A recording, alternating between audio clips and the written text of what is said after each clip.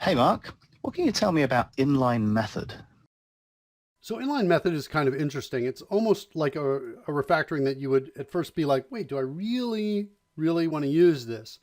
It's kind of the opposite of extract method. Instead of taking a block of code and putting it in its own method, you're taking the body of a method somewhere else and putting it where it's called.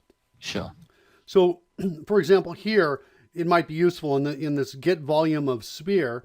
I'm calling get area of circle. Well, get area of circle is just radius times math pi.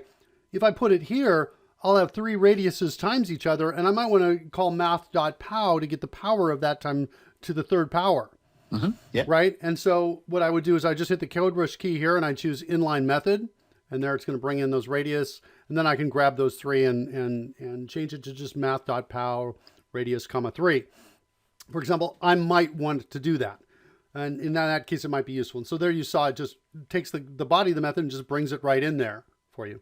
Sure. That's inline method.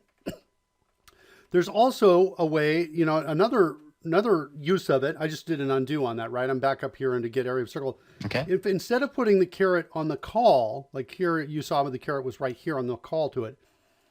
Instead, if I put the caret on the method name itself in the declaration, I can then take that and put it everywhere. And that's useful if you have a method that's really not doing much. For example, I could have a method that's simply just returning, a field variable, for example, or something like that. Yeah.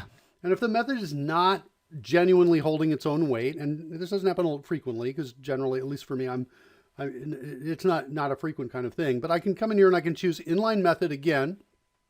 If I hold down the control key, you can see here's all the pieces that are going to be replaced. Yeah. Right, with that method. And so I can also do it that way. I think that's the sort of thing that happens when your method initially is maybe something more complicated than you expected. And yeah, it definitely holds its own. Then you realize over time, actually, there's a simpler way of doing this. And hang on, maybe a bit simpler still. Hang on, it's only just returning one variable that we already had.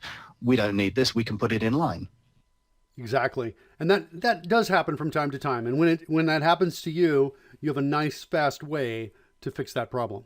Excellent stuff.